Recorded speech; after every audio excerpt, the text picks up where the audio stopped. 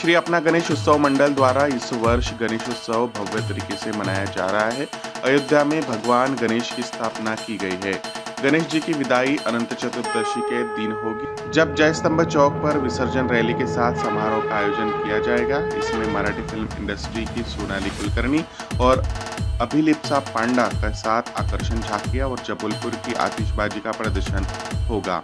माननीय श्री प्रफुल्ल भाई पटेल, पूर्व केंद्रीय मंत्री, राज्यसभा सांसद, माननीय श्री विजय भाऊ राहंगडाले, विधायक तिरोडा गोरेगांव विधानसभा, माननीय श्री राजेंद्र जी जैन, पूर्व विधायक, विशेष अतिथि माननीय श्री परिणय जी फुके, माजी मंत्री महाराष्ट्र राज्य, माननीय श्री राजकुमार जी बडोले, माजी मंत्री महाराष्ट्र राज्य, माननीय श्री बाळाभाऊ अंजनकर, माननीय श्री पंकज राहंगडाले।